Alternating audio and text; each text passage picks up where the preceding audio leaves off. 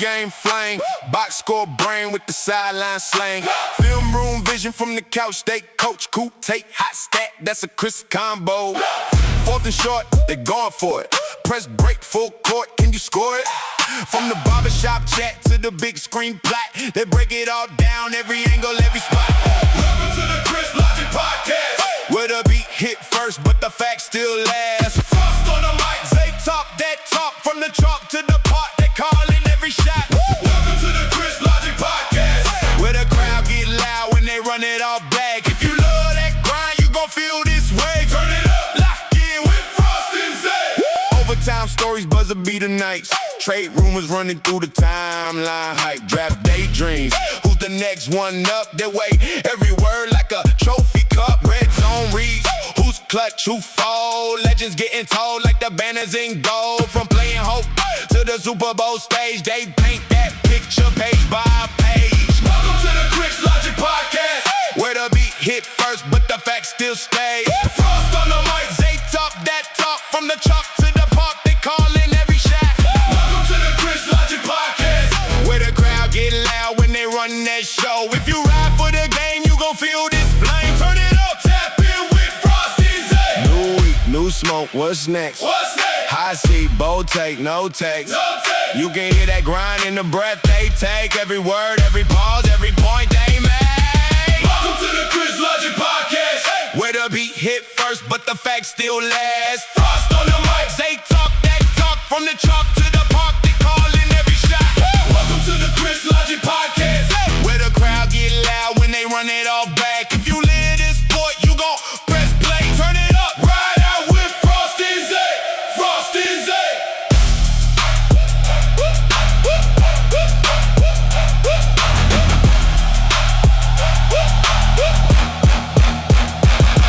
Turn it up.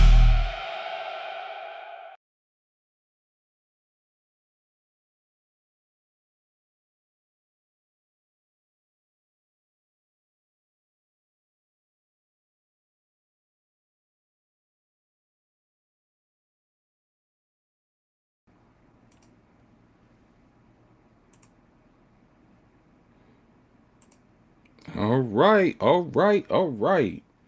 Y'all know what time it is, man. Your boys are back in the building with episode 63, the dynamic duo. Yes, you already know you are officially live with Frost and Zay. The boys, it's another fresh episode of the Chris Logic Podcast. Zay, how you feeling, my boy? How we doing? Oh, we good. We good. We live in full effect. So, we back at it. Was this episode 63? 63. We got a lot to talk about. A lot of exciting stuff. A lot of bing bong. Orange and Bing Blue bong. Skies is live and in effect, boy. I can only imagine after last night, but we definitely gonna get into that. We got some football talk, and then we're gonna get into some NBA talk. But we got a good show, man. Got a good, nice little debate of subjects, you know what I'm saying, to talk about here today. And you know how we get when we start talking about the Hall of Fame with the people, so yeah, it is definitely showtime. My boy Pops, he already at it. What's good, my boy? Appreciate you pulling in. Oh yeah, I bet you feeling some type of way coming off last night, huh? Well, win a championship, He huh? said he almost caught a charge. Disturbing the peace. You know what I'm saying? Disturbing the peace, Def Jam South. Crazy. Nah, I mean, hey, you got every right to be lit, man, but nonetheless, man, this is episode number 63, aptly themed value under review, because we got some stuff to talk about right now in regards to that word value, in regards to several different subjects and several different things to discuss here. But, Zay, you got anything special for the folks, man, before we kick this joint off and, oblige Paz and his, New York mania that's on right now? Nah, I just say we get ready to it. We got a lot to talk about. So, we got some meat and potatoes. We got a couple meat and potatoes, and since we talking about value, it's something that I didn't quite see on it, but we gonna throw it out there because if we talking about value, we're just not talking about diminishing value. We talking about record setting value too. So I think you may know where I'm going with that. But hey, we go dive into with the first take. Fuck it, let's jump in with your guy who I always told you wasn't a guy. He wasn't a guy. And Mister Ayuk. I tell Yeah. you, So we I gonna get always to said, I always said he wasn't a guy. Always. we gonna talk about Captain Crash Out himself right now, Mr. Brandon Ayuk. But first, we gotta talk about one that I actually like that, and it seems like we create a lot of good content when we start talking about Hall of Fame worthy people. And there's one that's been circulating recently due to his recent retirements, but we gonna get right into it, man. Number one here, as they kind of already let the cat out the bag, we will be discussing both Sir Russell Wilson, former NFL quarterback who is now an analyst at CBS Sports, if I remember correctly, as of I now. believe so. I believe Yep, so. and then obviously y'all been seeing it all over the place, man. The Brandon Ayuk saga is just getting messier and messier by the. It was by the week, or actually, at one point it was by the month, then it was by the week, and now it seems like he got something to say daily all of a sudden. But we gonna talk that shit. As me being a resident 49ers fan, I got a bone to pick with Sir BA. But now we're gonna talk about the first part of this. We're gonna get right to it. Again, as we already kind of highlighted at the fact that Russell Wilson just recently announced his retirement from the NFL, immediately transitioning into a common step that is good for some athletes, especially if they got the analytic skills. But he's now an NFL analyst at CBS Sports. But the instant question that was already kind of percolating towards that during that New York Giants stint here, but we are here to discuss today whether we feel that Russell Wilson, one, is he a Hall of Famer, and two, how much of his career success belongs to the Seahawks. But Zay, I'm gonna let you take the first swing at this one here, man. Even though I got a feeling I know where you're going with this, but we're gonna see. But your thoughts on whether Are you sure? Are you yeah, sure? I'm confident. I'm confident. I'm confident. I think I know where you're going with this one, but we gonna see. But your minds, man. How do you feel? One about Russ, obviously hanging it up after all these years, whether it was time, and then the talk now and the clock begins: is Russell Wilson a Hall of Famer or not, Um, or will he be a Hall of Famer? Obviously, there's no such thing as a first ballot anymore after the Bill Belichick debacle. so when it comes to Russell, great talent. Um,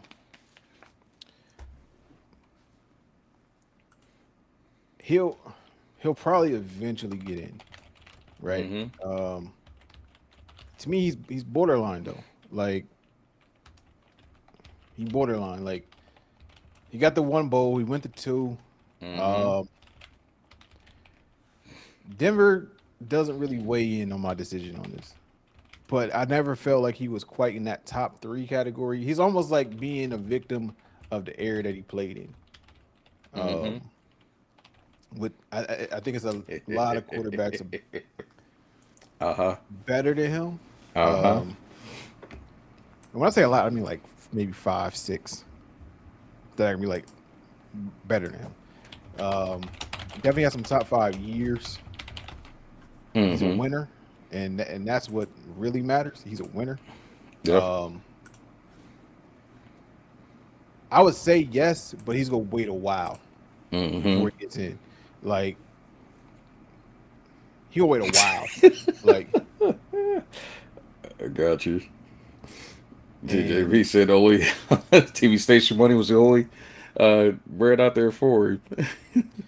yeah, it's like it's hard. Like I because I low key want to say no. I Like felt that. I figured you would. so But there's something that's you don't seem as like the bowl, I feel like he's gonna get in. Like at the end of the day, it's uh me be going to the Hall of Fame so as many hmm times as I have, and it's almost the Hall of Good, not really the Hall of Fame. right. There's definitely Um, the Hall of Good, right? so I think eventually he might get in. I personally wouldn't put him in. Um, he's a hell of a talent though. Like, but Hmm. I don't think he's a Hall of Fame worthy quarterback. So I'm gonna go no. Just even off the fact that I said someone with two bowls isn't a Hall of Famer in Eli. So I would say Russ isn't. Ooh, okay, Yeah, okay, so Russ okay. ain't great talent. I think he's a better talent than Eli, and I think the numbers would also prove that. You know, he's well above a 50 win percentage Mm-hmm. than Eli. So I would lean no. Good talent, but we talking Hall of Fame, not Hall of Good. Even though he's eventually go get in, I'm gonna say no. That's where I landed at. No, he's not a Hall of Famer. He's not a Hall of Famer. It's. I hear you. I truly do hear you, and shout out to y'all, man. Appreciate y'all, chapping in and contributing to that. But obviously, we are. If you just now tuning in, we're currently discussing whether you feel that Russell Wilson is a Hall of Fame caliber candidate. Obviously, the whole first ballot thing is out the window at this point, given how badly Bill Belichick was done. But your thoughts, folks, feel free to chime in if you feel whether Russell Wilson is a Hall of Famer or not. I gotta say yes, man, and I don't think there's enough ammunition against him to say that he doesn't get in, because like we all said, it's not necessarily the Hall of Fame where only the elite talents are deadlocks. But I think Russell's got a strong enough resume. I mean, 10-time Pro Bowler, won two bowls. Well, no, he's been in the Super Bowl twice, Been got there too. one. Yeah. But here's the thing, though, he's got a very unique stat that I think that will get him in. Because I know obviously everybody loves stats, love like the big huge numbers. He is the only NFL player in history to ever like post 35,000 passing yards and also have 4,000 rushing yards, and I think that's going to carry some weight when you go to like evaluate that as well. In general, I mean, obviously he's got all the records for his franchise in regards to like passing yards, rushing, passing touchdowns, regular season wins. He's the top dog as far as like his franchise goes. And then if you're looking at those all time stats, I mean, he's got one of the best passer ratings at 99.3, fifth all time there. Obviously, he's up there with the elites as far as like rushing quarterbacks goes, even though I know that only carries so much weight. Hovering around 12 all time with 353 all time passing touchdowns. But here's the one where I think that people are going to knock him for is that he's only ranked 16th all time in regards to like career total passing yards, hovering around 46,000. So it's like I don't think there's enough ammunition to keep him out. Um, Obviously, again, the whole first ballot thing is like out the window. We don't even talk about that. I mean, if he does get in, he's going to sit for a couple of years and not get in immediately. And if he does, I think I'm going to know something. Uh, the Hall of Fame's got something against other guys that clearly should have got in on the first ballot. But what else is new? I just don't think there's enough ammunition to keep him off, bro. Like he's got some serious, like good all time stats. I know he's not like I mean, he's not a name like a Brady, a Montana, Peyton Manning, all those big dogs, but I think he's got a better resume than what Eli does. Had more success consistently, but there's the post Seattle years, which I know you ain't gonna hold it against him, and I gotta say you have to factor it in, but I don't think it's gonna carry enough weight to keep him out. So I'm gonna say I don't know how you say that he's in, but you're factoring in post Seattle, because if you factor in Denver, no, like that, yeah, like, well, and it doesn't help the fact that the moment he leaves, Bo Nix has success. That's also hurts it. To me, a less talented player Bo Nix also doing better. inherited a better roster to some degree too, though, especially on Same defense. offense, same offense, Same offense, but same definitely a offense, noticeably better defense, though. same players though, same scheme. It was Sean. Well, the second year was Sean. First year was a clusterfuck, and the person that they hired from I forget who even that coach was. Hackett. Yeah, Nathaniel fucking Hackett, bro. And that's where I'm like, that's why I said like I gotta factor it in, but again, I don't think, because that's the one thing that people that are his naysayers are gonna say like, well, no, you gotta factor in what he did after the fact. And I'm just like, okay, but we also could say his time was just simply up. I mean, he was clearly past his prime. He was out in Seattle. There's no debating that. And again, you could factor that into the equation, but it's it's not enough. I don't think it's enough to like say like that prevents him from going in because, like you said, year one was a clusterfuck under Nathaniel Hackett, and technically that year that he was with Sean Payton, like his numbers were comparable to that of a Baker Mayfield during that stretch. If we're gonna keep it a bean, it's just they wanted off from underneath that contract. I'm gonna just say this. That alone, that comparison, just negated him from being a Hall of Famer. Hear me out. You put proving that he's Hall of Fame worthy, and then he had similar stats to Baker. Baker isn't. No, nope. I'm not letting that off the. Not letting. Nope. Not doing that. You let me know when I can finish my full take on that, but go ahead.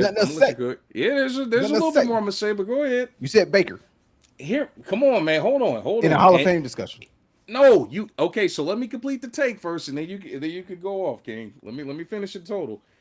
What I'm saying is, the NFL analysts were out there talking about, oh well, no, Baker's like doing such a great job at Tampa Bay and all this other stuff. Meanwhile, they're shitting on Russ, but I'm like, you can't shit on Russ if he's doing the same thing that Baker's doing, and Baker is granted the division was dog shit. He had his team in contention to get to the playoffs, and he was putting up solid numbers. So that was my whole thing, is that you want to try to say to Denver, like people that want to try to say that the Denver situation pulls him down. I'm like, does it really? Because like he was still putting up starter caliber numbers. It wasn't like he just fell off a cliff during that second season when Sean Payton took over. Sean just wanted to blow it up, and obviously the contract didn't justify the production. That's all I'm simply saying.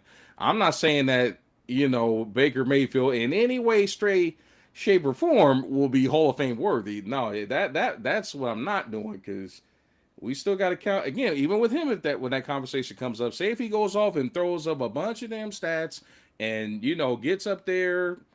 I mean, he probably won't reach like a Matthew Stafford-esque level, but like if he gets up in there and he tears it up the rest of the way, however many years he's going to be like in the league, I don't think you're ever going to be able to make a case for Baker to get into the Hall of Fame. All I'm simply saying is where the tail off started, it's not as bad of a nosedive as what people try to make it out to be.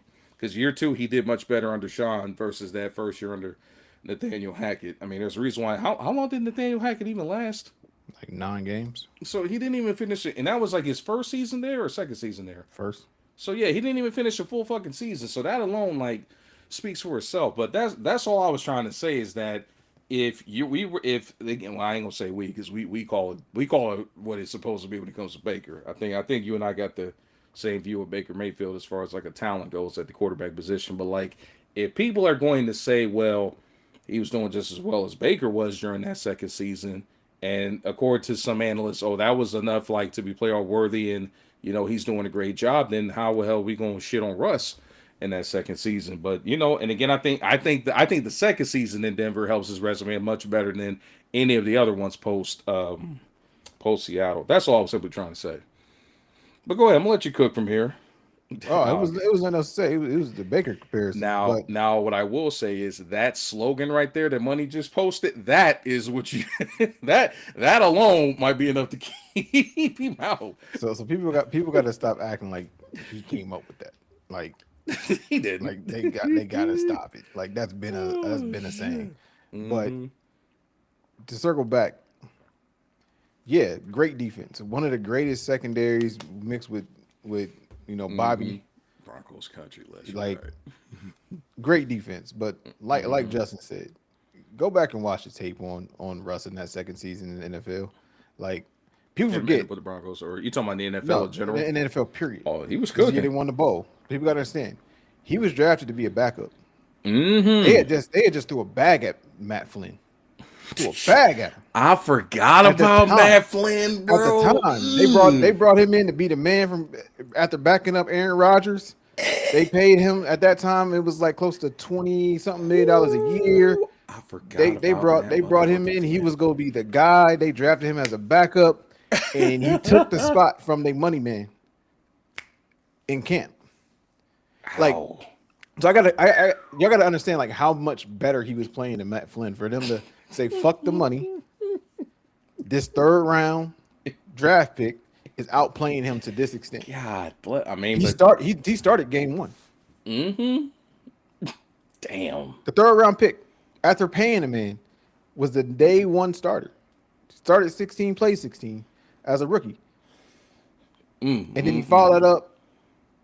Obviously, next year going to the bowl. So, yeah, like Big facts. He definitely should be. I mean, it did help his incentive pieces of his damn contract, but as far as get whatever guarantees he got, hell, fucking yeah. yeah, like but Oh, they man. broke Flynn off crazy. Like I forgot about that, bro. Good shit. Good so, shit. I'm like, nah, go back and watch. Look, and my thing is like, me and Justin, JB, wherever you want to go by on here, me and him we were so big on Russ at NC State then when he went to Wisconsin that one year. Yep. Like we been said, like, damn, this nigga's so fucking good. This nigga's so fucking cold. So fucking cold. We was calling him like how talented he was before. We was like, this he really, if he was 6'1", he a top 5 pick. But the fact that he was 5'11" dropped him. Like, there's no way you watched him at Wisconsin. It was like, nah, he ain't a first round pick. Like, if someone played like him at NC State in this era of the transfer portal, oh hell yeah, that he is a $7 million a year quarterback and plays for a bigger program. 3 pick. Like off rip, we was watching him like, God damn, this nigga good as shit. Nah, I remember because I didn't see him much at NC State, but I do remember that year of Wisconsin. I was just like, these motherfuckers can throw the damn ball now. What the fuck? That's him. We was me and JB was on him at NC State. But like when he went there, we was like, the one thing Wisconsin can never do is get a quarterback, and he just got a fucking dog. Yeah, like, man. So we knew that going in. We was like, they got a fucking dog, yo. I do. And he lit the Big Ten up. And like I said, he was 1 second away from beating the Buckeyes in that Big Ten championship. I remember that. He tried to take that slide, take that knee, but the time ran out. Like he was 1 second away from beating the fucking Buckeyes, boy. Like, yeah, he liked that. Nah, he was definitely like that, and I'm glad you brought that up because I remember his year at Wisconsin because like as those of us that follow the Big Ten, we know Wisconsin has never been known for throwing fucking football. They've never been known to be able to air that bitch out or even have, let alone have a dual threat quarterback back there. You know what I'm saying? So like, he was cooking that last year there for damn sure. Because I was just like, what happened to like this is supposed to be running back you? Like they supposed to be able to, bro, like it got to the point we was like, shit. He was like, so this is what Wisconsin gonna be with a black quarterback? Just a thought. Might want to, might want to change that. Might want to change your strategy. Stop this damn draft every big ham hog eating lineman. One thing was growing up. It was one like people now, especially younger, is like, oh, Wisconsin's like an afterthought. Late 90s, early 2000s, boy. It was two things you knew you was getting from when you played Wisconsin: 330-pound, 40-pound offensive lineman, 6'5", 6'7", with a 230-pound horse behind him. Like, and it started with Ron Dane. Ron fucking Dane, boy. Then it was like Ball. It was Monty Ball after that. It was another big back that they had that killed in the Big Ten. Melvin Gordon, like, fucking James White had a hot 16 if I remember there. But like, they had some dogs, bro. They always had a back. Wisconsin always had a back and a hell of an offensive line. And a Heisman caliber running back. Right. Yeah. Yeah. Like, shit. Ron won one. I was surprised Melvin didn't get one. Like, Melvin was like that at Wisconsin. Who did he lose to, bro? I thought he won it. Nah, Melvin didn't win no Heisman. Ron Dane won a Heisman. Melvin didn't win a Heisman. Like, but Melvin was like a finalist, though. But yeah, he was a finalist. Melvin was like that at Wisconsin. Who did he lose to? Because I think Melvin ran for 2K. Yeah, he did. Like, Melvin was like that at Wisconsin. Shit, hold on, bro. Because I remember they said, like, when Ohio State won that title, they said they beat either two out of the three finalists. Was it Mariota that won it? I think so. Okay, yeah, Mariota's the one that beat him out for it. But yeah, I remember Gordon was the finalist, bro. And when they got stifled by that awakened Ohio State defense, I remember that shit, bro. But yeah, man. Yeah, like that 14 year, boy. Mm-hmm. Melvin was like that. Melvin was like that, bro. Like, but you and I both remember, bro. Like going to Camp Randall like at night back then, bro. It was no fun. That was a tough out, bro. Like I know And some other also, the schools. one other thing, there was Yeah. one other thing. They kept that, but then they also kept somehow like never panned out in the NFL, but a cold receiver like a They Lee always did have a Evans, yep. a Lee Evans, Lee a Evans. Cephas. They always had like one cold receiver Yeah. that could kill you all game. Mm-hmm. But yeah, bro, yeah. Nah. If you know your history, man, like Russ was definitely designed to be like that dude when he got to Seattle. But I thank you and JB, man, for refreshing my memory because I cold forgot about that Matt Flynn shit, bro. Because, woo, that is that is the game, brother. But yeah, we're gonna definitely talk a little bit further about the betas and the games here in a little bit because that's our guilty pleasure. We definitely gonna do that. Nah, we didn't get it incorporated for us to do it at all, man. I haven't had no time to get into that at all whatsoever. But it's on my to do list for sure. I will say this though, I did do it. Mm-hmm. Like and I got an 82-0 team, and like we ain't talk about it, but like and we not gonna do it. But just know, Marcellus, Mr. Money, I did go 82-0, and I don't think you can top my fucking lineup. But and I went 17-0 on the 17-0 with the NFL. So just saying, man. And that lineup that I got, this money was with my 82-0 team. Just to pivot real quick, was Oscar Robinson, Pistol Pete Maravich, Larry Bird, Giannis, and Shaquille O'Neal. 82-0 team. All right, 82-0 team. Marcellus, Mr. Money. So No, I got it. Definitely had a squad of you had a good balance. Good balance of paint dominance and guys that don't need to get the ball swung. Hey, Money, your name is your name pops up with your is shit, bro. Marcellus. We told you changing the money. You was like, nah, I got family on here. Hey, He chiming in from Facebook, but just a thought, you could watch from YouTube, and that'll put you behind whatever moniker you want to roll with. So just a heads up if y'all, whatever you're tuning in from, I did see that if you watch from YouTube, that does put your code name up versus your full government. But nonetheless, we appreciate y'all bringing the love and attention on Facebook as well too. But governments do get shown. But we're gonna get a transition. Well, I do got one more question, even though we kind of answered it here. But we can go real quick because obviously the naysayers are trying to factor in the final pit stops in Denver, Pittsburgh, and NYC. Do we think that at all?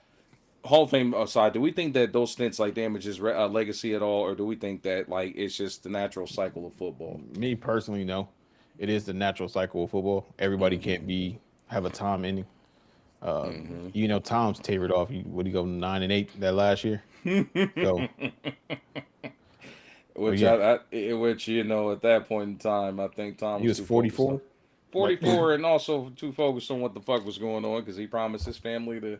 He was coming home, and then he turned into Team FTK and fuck the kids. Hey, the Rams is fuck them picks. He was fucking them kids. All right. I still wonder if that rumor was true about her messing around with the gym teacher or whatever that bullshit was. Yeah, the martial arts guy. Yeah. So that was legit. Okay. Well, hey, that was real. Damn, that's tough. That is tough, but I'm in agreement. I don't think it hurts his legacy. It's a part of the game, man. Especially at the quarterback position, guys tail off. I mean, we got Joe Montana with the Chiefs. Philip Rivers. He had 4 bowls before that, so it don't matter. For sure, and that's why I say talking about him with the Chiefs. That's not gonna mess up his resume. And as much as I hate to give this son of a bitch any credit. You got the post Green Bay stints for Brett Favre, even though there's other things that have tarnished his legacy. It ain't related to shit on the football field. If you know, you know. He the white Diddy. Bro, he was getting caught. Posting that one on TikTok. He the white Diddy sending dick pics to the team, announcers and stuff. Yeah, he was wild. like, bro, I've as much as I don't want to keep talking about football, but as far as like a guy that should be a respected NFL legend quarterback, I don't know if I've ever seen like just a good guy image just get steadily destroyed in retirement, bro. It's almost like when he took off his Packers jersey, that shit just started to nosedive on the field, and I, I just, I nosediving, just, you know. I just think he had the good boy perception everywhere outside of Green Bay because pretty much you watch docs, everybody in Green Bay was like, yeah, we knew he was a fucking dick and an asshole. Like, Crazy, crazy. Damn, bro. I mean, but hey, it ain't no different than any other legend that gets exposed, after the fact. But yeah, man. But he said, bro. So pretty much, man. Like I ain't never seen nobody like that boy get more. He makes Ben Roethlisberger look like a poster child, bro. Like for like nice and humble boy. Like he is the king of the Swiffer bro, jet, pull shit like that underneath the too. rug, bro. But he defrauded the government, and people just like, The that's his state of bread. Mississippi, bro. It's Like bread. what the. I'm like, how the fuck you steal from broke and disenfranchised people in the poorest goddamn state in the country, bro? Like that shit alone right there. I'm like, nah, bro. Like this man ain't got handcuffs on him yet, but over a fucking gym at his alma mater, bro. Like, don't get me started on Brett Favre, bro. Like one of these days we might have to dedicate an episode to talking about the fallen, the fallen icons of the league, but. Speaking of fallen icons, I think that's a good way to segue into another guy that is currently free falling, if you ask me. But if you have not been keeping up, well, I can't even say former because he's still technically under contract. But 49ers wide receiver Brandon Ayuk, the saga continues, man. But at this point, I just want to know what's really going on with BA. If you haven't been keeping up, there's been a lot of social media posts that he's put out there in regards to him getting paid, the 49ers being stupid. The Brett Trump is crazy, bro. He wild for that one. But very Trump-esque in a lot of his actions. I ain't gonna hold you. But nah, the Brandon Ayuk saga, it's just reached a very disturbing point because now I'm starting to wonder if my boy has reached the Super Saiyan level of like CTE antics and actions because like he's flirting with being on AB time. Like I ain't gonna hold you. But yeah, pause. I'm kind of thinking that something's going on, bro, because like I just can't process how the hell that. And let's just retell the tape because this is all kind of stemming from when he got the franchise tag or whenever that occurred to his last real productive season was the year they got to the Super Bowl, 2023. Contract negotiations go on. He gets cashed out, and after some major struggles with like going back and forth with the team, he gets cashed out. He doesn't get the top money as Wiggins. So apparently he thought that he was in the same realm as a Jamar Chase or a Jay Jettis, which anybody in the, even me on my most biased, they knew he wasn't worth that damn much. Like, nah, bro, you got other people in that skill positions. I mean, you can't say that and call for that kind of contract when you're surrounded by other elite talents at their positions like Christian McCaffrey and George Kittle. You can't say that, like those guys are a key reason why you're putting up those kind of stats, So yeah, man, I just he's something, bro. Like I don't know where oh shit. Yeah, man. Like it is he's literally on crash in, crash out time bro, right like now. the But last video I seen, when he's like standing, like I don't know if he's in his driveway or I'm like, yo, what is he talking about? Like exactly. he's rambling. He's just Exactly. rambling. Exactly. Like what is you on? Like what is you on? Like nigga, go in the house. Like I'm get glad off you camera. I'm glad you Shut said up. that, JB. Exactly. I'm glad you said that, JB, because that's where it's like, bro, like when they, and you know who I mean when I say they, when it comes to these contract negotiations and antics and shit, you know what they are going to say when it comes to us and the shit that we go through to get these contract extensions done. Like you hear about guys holding out all the time and going through this shit, bro. But like this is what they talk about when they talk about wide receivers being divas and when this shit gets out of hand when it comes to the contract negotiations. But he's not even a free fucking agent. He's still under contract. Still, and then add on the fact all your simple Simon ass got to do is report for rehab, and that's worth costing yourself $26 to $27 million. Now, I don't know about you, Zay. Like, if all I had to do was show up at the team fucking facility, run routes, and, like, show that I'm progressing on injury for $26 million, I don't know about you, but I would, hey, I'd be chucking and jiving. I'd be handing out water bottles, towels, whatever the fuck else needed to get done to make sure I don't lose that kind of money. But, like, that's what happens when guys get cashed out and egos like go through the roof. You start seeing dumb shit like this, bro. Like the Brandon, I'm so fed up with it because I still don't hear what his real grievance is. I'm like, you wanted to get paid, you got paid. You wanted to get paid good money, you got paid good money. It wasn't the top, but you got paid good money. Like, I don't get where, just tell us what the real problem was. And then you're going off saying that they're stupid and that they're mad because they paid you. My guy, how fucking stupid do you sound? You're basically giving them a window to recoup the guaranteed money that they paid you. Because your ass don't want to show up for fucking rehab and go ghost recon. And now here spending money on expensive trips and private jets and all this shit, flexing and all that. Like, what the fuck is he on, bro? Like, I'm so over him and his bullshit. JB is coming up over here in these comments. He's Bro, like for instance, like, so me and JB we've had these talks, like, the electric. and he posted Hey, on out, Facebook,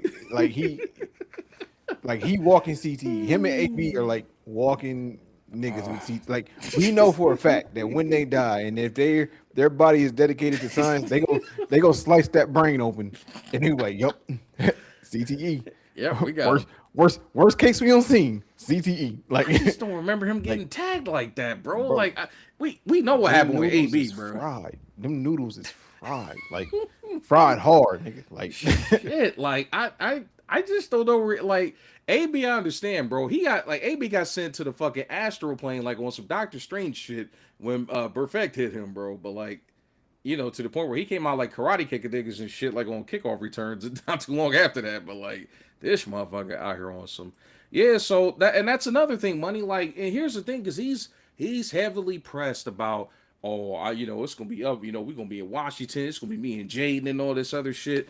But I'm like, bro, who's gonna take a gamble on you when you got a fucking open warrant for your arrest and you still out here posting social media videos? Like, what is you on? What are you on, bro?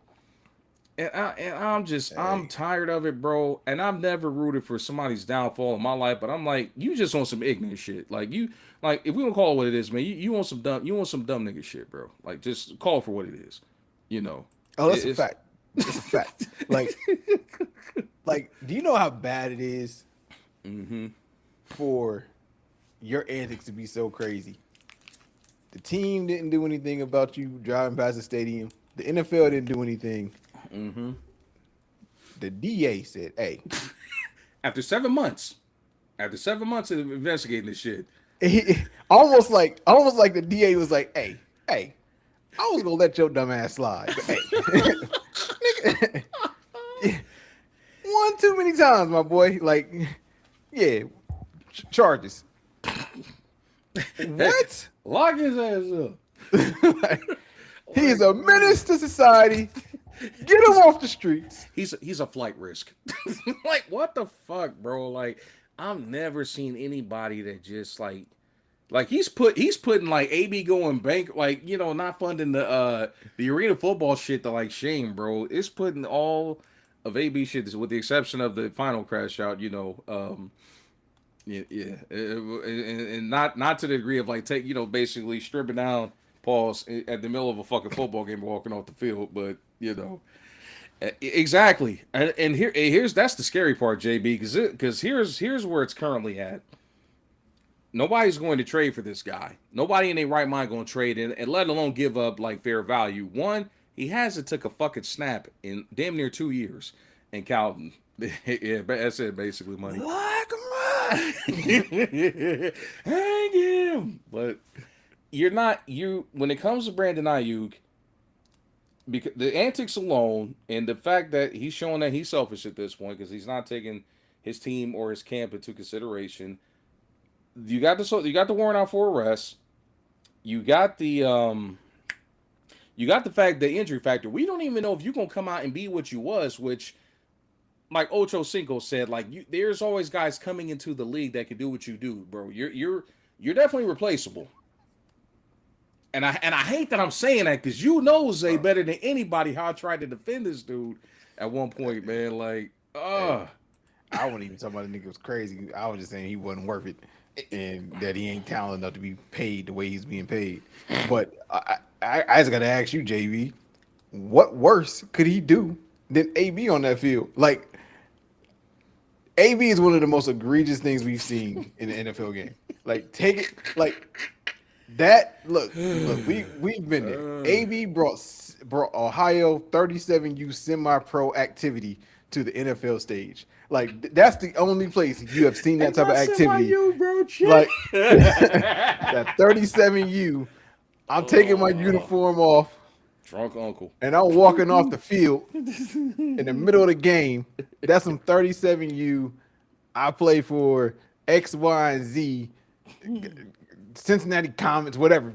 You say it, yeah, like you name it, and that's what they doing. Like, nigga, like what the fuck is you doing, bro? Like, what else could he possibly do, bro? Like, yeah,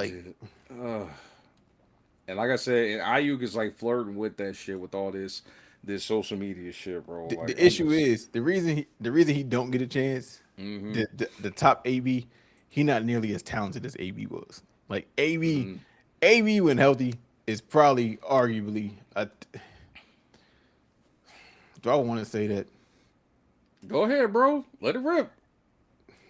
Go ahead, bro. That nigga borderline top five all time. Like, his production, it warrants that talk when he was in Pitt. So you got an argument. I can't say I agree, but I will say I can understand an argument for it. I'm a Bengal fan. I ain't like this shit. Like, production is a production, my boy. Like, AB was like that. Like, yeah. AB's numbers. Like, go look at AB's numbers. Like, yeah, like, and for him to be like 5'10" doing it, yeah, bro. Like, and like total package, bro. Like strong, can block, can catch, outmaneuver, shifty, whatever you want to, solid route tree skills. Like you call it, he's got it, bro. Like he was a balance. He wasn't big, but he was like a diet version of a balanced breakfast. You know what I'm saying? Like just didn't have a height, but still equally effective. Because like if I could just go quick, we know the untouchable. It's one untouchable, flat out, Jerry. Right. But then you go Moss, T.O. And then that's when shit get murky, because like the reason it gets murky after that point is like people go Julio. Nah, go nope. This is what people do. They'll be like Julio. Let's do it. The only person I could almost say like clears him is Larry. I was gonna say Larry Fitz in my opinion is a lock at 4. But I can't lock him over AB. You go look at production like. That's the issue. And then he played for the Cardinals and still did that shit with a turnstile of quarterbacks, though, bro. I don't care. Like AB, bro, go look at AB's production, bro. I know, man, but like and this gonna sound like I'm glazing. Bro. Like I don't care, bro. Like AB was like that. Shit. I'm not disagreeing with you, but all I'm saying is it's hard to keep him out that top 5 conversation. Like I think he's etched in there. Like, yeah, like more he's etched. Like people may try to be like Marvin. Like, no. Like no. He didn't do it long enough. I was gonna say like, Marvin wasn't long enough. Megatron wasn't long enough. Because Megatron was only 4, but like outside that 1 year, he outperformed, he outproduced Megatron. Besides that 1 year. Yeah. But we all know Megatron was a cheat code, bro. Like Megatron was really like more of a, I don't know, bro. Like Megatron, if you ask me, would have been like a tight end on steroids with how big this son bitch was, bro. Nah, he's a receiver on steroids. He is. He was too fast to be a fucking tight end. He's big enough to be a tight end. He was too fucking fast. Like he was like the Victor Wembanyama. Megatron was the nigga that you always created yourself to be in Madden. Oh, without question. That's 6'5", 240. I run a 4.38 with a 48-inch vertical leap. Hands. Built like a Greek god. Hands. and I can survive the city of Detroit for more than 5 years. Can't say the same for Charles Rogers, Roy Williams, sorry, and others. sorry, money. The only thing that can kill a prime is a prime in the city of Detroit.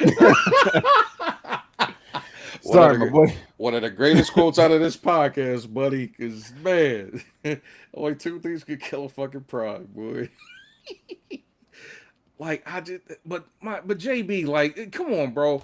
Larry did not have the stable force at quarterback like how Megatron did. Megatron had AB? Stafford, bro. Yeah, AB too. AB had Like, Ben I get that. in a but stable he had franchise, bro. but Larry had some years with Kirk too, and went to a bowl. He had a hot 16 with Kurt, bro. He went Hey, to a bowl with Kurt. sometimes that's all you need. Hot 16, bro. Sometimes that's all you need is a hot 16. Like Derek, so we're gonna talk about like when Derek Anderson was out there at the helm. who was who? Derek Anderson. I don't know who the quarterbacks were back then. You remember Derek Anderson? I know who he is. I don't know if he was a starter. Like He was because a he had starter. Carson. Because he had Carson before that too. For a hot 16. Hey, if you got two hot 16, that's like a hot 32 to me. So even better, he had one. He's a one-hit wonder. Then It was more than a one-hit wonder. Like, Okay, AB's no. production is like undeniable, bro. Like, No. Okay, so as far as quarterbacks concerned, he had a. I mean, but for how long though? I know he had Carson Palmer and Kurt Warner, but like, come on, bro. How many other turds he had at quarterback? Hang on. I'm gonna pull this stat up, bro. I'm just saying, bro. Like, it's not as bad as you think, bro. It's not. It's bad, bro. He had some turds at quarterback, bro. It's not as bad as you think. Like, yeah, Carson and Kurt Warner, bro. One Hall of Famer, and Carson ain't a Hall of Famer, but he was talented as shit.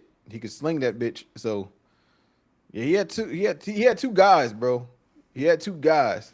So he had Matt Leinart.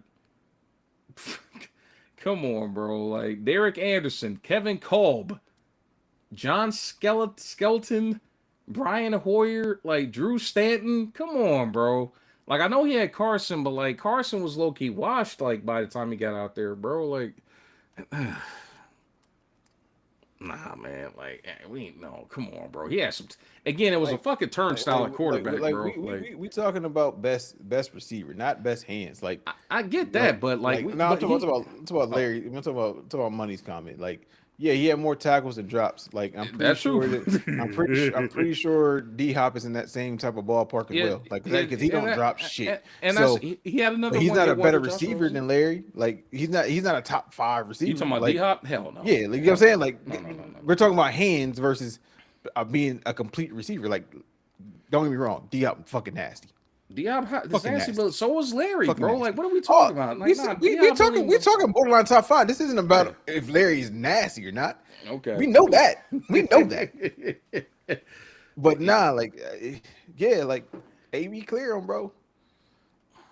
Go get back to the original point. AB does clear them for sure. But I can tell you who doesn't clear him, even though he's acting like he can so far, is motherfucking Brandon Ayuk. Like, he ain't done enough, in my opinion, to even like deserve to be going out crashing out like this, bro. Like, I just something's off. Not to like end our little crash out party, but nah, bro. Like, no, AB is like I said, he's right there. He's right there in that discussion. If it was me, I probably would put him right at 5. Only giving Larry maybe just a little bit more, and maybe it's out of sympathy because I felt that Larry like performed, was happy about it, humble, and he didn't crash out. That goes a lot in my personal resume because I'm holding like antics into that shit. So nah, like Larry was different, and we all know that. Like even Richard Sherman, he's going on record saying like he hated playing him because he was too nice of a guy to talk shit to. He said he would walk up to like he was like a shower say something disrespectful. He was like, "Oh, cool. How's your wife doing?"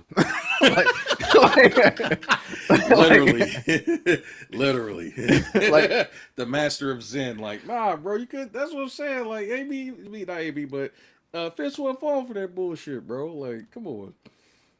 Hold on. What you mean by a 3 to 4 wide receiver in the league right now? What are we talking about? Who's BA? You talking about Brandon Ayuk, and I just want him to clarify that a little bit further. He a tier cut, nigga. Right now, like shit, he might be out the league, bro. Like I like people are not talking about it enough. not playing football for 2 years with a busted ACL, bro. Like, you know. He said you never had it together. You played. Bro, like motherfucker, like I ain't like, bro. He played the piano, probably like played the sax as well, did watercolors. Like, bro was like balanced. He literally, bro, he was a Zen master. Out here on some chess boxer shit. You must think first before you move, type shit. Like, come on with it, bro. Like, I mean, but like I said, flip a coin. I can understand if you want to put AB right there at number 4 ahead of Fitz, but in my opinion, I'm giving Fitz the humble tag. The humble tag gets a little bit more of a boost in my book, you know. But yeah, you know, and then, like, he didn't complain, bro. There was no antics, there was no holdouts, you know. He just stuck with his franchise and did his thing, bro. Like, you know, just no drama. Period. Mid-tier wide receivers. You talking about Brandon Ayuk? Like Brandon, we're already talking about him being mid tier. He's below mid tier because he's about to be cut out the league. Don't matter what tier. He better be on the same. He better be on the same tier with me and you at home on the couch, chilling, podcasting, talking shit on a camera. Like, yeah, basically, he's about to be a content creator. Matter of fact, speaking of, he's about to be right there next to Adrian Broner and shit. Exactly. Keep fucking around, bro. Like, AB and BA. Whew. That's a stream for disaster, my boy. I mean, you'll get clicks and views. That's for damn sure. You know. But nah, man. Like, I don't know, man. And I'm wondering, like, where are the OGs at? What's going on in his camp to continue this bullshit, bro? But like, here's the magic number or magic question though. If you're the Commanders, because clearly that's the team that's like been populating for the longest for him to like land with. Even if it goes the distance and the Niners cut him like right there at week 1, if you're the Washington Commanders, do you take given like what's going on, you know where you're at, you're trying to recover from a lost season last year with Jaden Daniels. Jaden Daniels is going into year 3, coming off of an injury-riddled, you know, subpar sophomore slumpish season. Do you gamble on a BA at this point? Because clearly if you get him, you're getting him after the start of the season. And we don't know if he's 100% healthy. Do you make a move, whether it's via trade or even signing him as a free agent if you're the Commanders? In my opinion, no. And to double down on it, his own angle, and there's only a handful of quarterbacks that will have this type of cachet. Yep. And Daniels got the cachet of it like, hey, that's my guy. Go get him. Like, Jane ain't got that cachet yet. He ain't got the Burrow cachet. He ain't got the Pat Mahomes cachet yet. Yep. So he can't be like, that's my guy, go get him. So he would be a deterrent to the team right now. Like, no. I know for damn sure. And I know him and Jaden Daniels are close. But again, you're in year 3. You're on a rookie contract. Even if that's your man's, I don't know if I'm going to put my name on a guy that volatile. Because at the end of the day, say if you do talk him into doing it. And saying if it doesn't work out and there's some permanent damage that's done, you got to own that shit now as being the guy that vouched for him. And if I'm Jaden Daniels, nah, bro. You already got the haters out there circulating saying, nah, like, you know, he is who we thought he was. Typical sophomore slump. He couldn't stay healthy. Blase. You already got the haters out there. I'm not one of them, but you already know there's haters out there already like praying for his downfall, because year 3, we know how that goes for some quarterbacks, especially when you're on that rookie contract. If I'm him, I'm not risking my fucking bag on a dude that's that fucking like erratic and shit, like regardless of y'all going back to Arizona State and shit. So, and the Washington Commanders, I hate to say this, bro, like, stop taking the sloppy seconds from the 49ers, bro. Just stop it. Shit didn't work out with Debo. And I'm not putting my fucking stock in Ayuk, especially with all this bullshit going on. Because my biggest thing is I don't know if he's healthy. I don't know if he wants to play football. Like, if you do take the gamble, that shit need to be incentive laden and be on a prove it deal. Like, I'm not paying him anything north of $5 fucking million. Like, I'd be like, hey, here. And it ain't fully guaranteed, my nigga. You got to show up. You got to do your shit and all that, because, like, that's the problem. He doesn't understand it. He's putting all these roadblocks in for whoever does take the gamble on him moving forward, bro. You're not cashing him out as an elite receiver, you know, after this bullshit goes on. So, okay, somebody's asking, answer this quick question, answer this. Which sport is harder to come back from an ACL injury? Basketball. I think it's football, bro, because just because of how violently you're planning and moving around and stuff. With the NBA, you can be managed on like a minutes count and shit, but like when it comes to like, and I know you can be managed on a snap count and shit, but there's too many unknown factors that can also risk re-injury and also like stunt the growth of that. So I'm gonna say football, especially in today's era where you can't go head hunt like how you used to. You got most guys are aiming to go low and bust your shit. So I say if it's me, I say football. Football is the hardest sport to come back from and stay healthy off of because we've seen how. That's Todd Gurley, bro. We've seen how when them knees start to go, bro. Yeah, I'm in agreement. It's football. It's not a contact sport. It's a collision sport. So you can kind of protect your knee a little bit to a degree in basketball. Yeah. But yeah, it's definitely football. So yeah, we in agreement with that. No doubt. Yeah, it's just too much. It's just too much. It's just too much additional risk, that comes with that because we've seen it happen too many times. Gotta be trending back, and next thing you know, plants wrong in training camp, OTAs, and just working out and shit, and setback. So, and in his case, I just don't know, man. But final part on BA, we're gonna move on to the next subject. Do we think officially has he become more trouble than what he's worth at this point? At all? It seems like you pretty staunch that he might be out the league after this shit. Banish him. Banish. Damn, banish. Ew. Hey, bro. If my boy, also another division rival, if my boy Gordon got kept out the league for a little weed, hey, he got to go.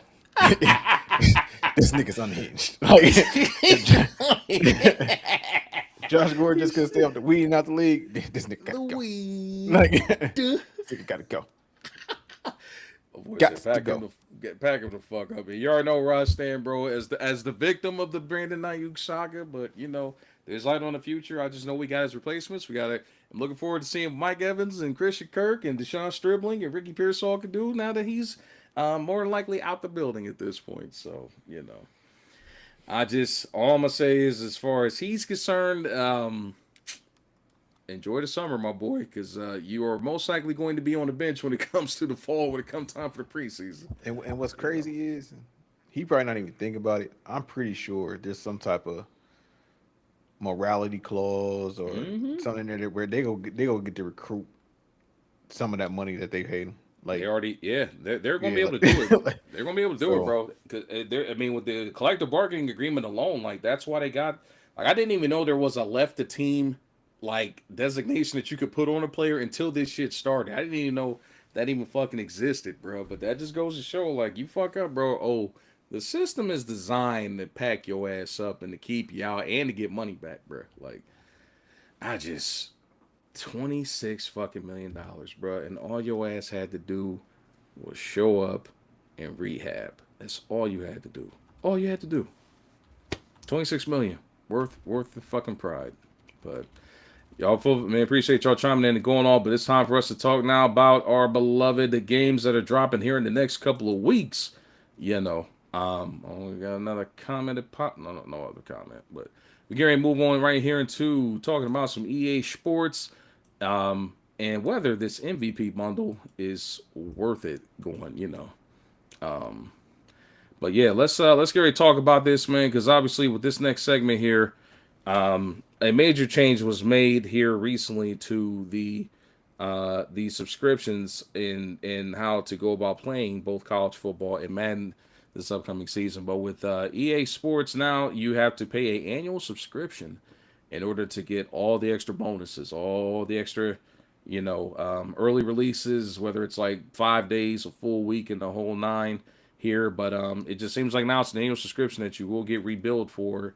Do we think that, Zay, is this another one of those money grab schemes or microtransaction deals to like get more money out of our pocket? Or do we see a positive to EA Sports going this route to give access to both games on the annual basis? To me, it's no different what they already been doing. Like the past 2 years, I bought the MVP bundle that got both games for 150, or if you are part of EA Play, you got it for like the 10 or 15% off, or whatever. So I already been doing this anyway. The only difference is they now structured it and put a verbiage of a subscription, meaning that when you do it, it just auto renews a year later, right? So I'm fine with it. It's not a money grab because it's not like 2K to where you do this and then there's microtransactions beyond that. You just get exclusive content for being part of the membership because they close off this bundle July 1st. What if you don't buy before July 1st, you can't get it. It's done. It's a wrap. And it's going to be different, but it's yeah, it's definitely worth it. Like to me, is if you want to get early access for the game, you can do it independently, and you go spend $100. So why not spend that additional $35 in my case, or $50, get an additional game, and because I don't know if everybody knows, there's a skill tree behind the paywall. Yeah. But there's technically two if you want to be real, because there's also a second one, Visionary, that you got to play Madden Dynasty for your coach to unlock that skill tree. So they're tying it together. And I'm not really into the MUT, but you get MUT exclusives that kind of draw you into it, but mine's is more offline. And so getting it a week early, full access is damn near worth it for me. So I can't wait to get into the meat and potatoes. And for everybody that's watching that's in our dynasties, if y'all thought off seasons was grueling before, it may have to be left to weekends, 5 o'clock start times. It's gonna be a while. It's gonna be a while. Hey, all I'm gonna say is because y'all know how I'll be on Friday nights, bro. Like off late, back early. That shit over with, cuz. Cancel Christmas on Friday night for off season, buddy. Because that shit gonna take way too fucking long. Way too long. So, nah, and definitely, yeah, we're going to have to dedicate a lot of time for sure. In which, obviously, when the game drop, I'm gonna go through my little off seasons, my little tester, dynasties, and I'm gonna do offline and shit and get ideas to what we looking at and how much time we need to allow for it. But yeah, bro, them 2 hour stints. As of right now, it's probably gonna be done, bro. Unless it's not as bad as we think it is, and it's like kind of streamlined, which I don't see it being streamlined. But yeah, we'll see. I'm anticipating a minimum of 3 hours of but we're gonna have some changes to make, which I will say for one of our leagues, only the elites only. And when I say elites, I'm simply talking about attendance and reliability. That we only are allowing the elites only to enter into our beloved gulag. The OG will be the OG, and even then, when we're running a tighter ship, but that'll be more to be seen as far as that goes. But speaking of that, obviously college football 27 is our main passion. I don't know, man. Just one of these days, I think now that I'm actually back into college football, man, I might go ahead and see if I can cut my teeth on breaking into Madden this season. Won't be joining any leagues, but we'll see. But obviously, college football 27. There's a lot of shit that's getting revised, and do we think that this will be the best installment out of the franchise now coming up here in this to date? Yes, they got some things that look right in that dynasty, and we dynasty guys.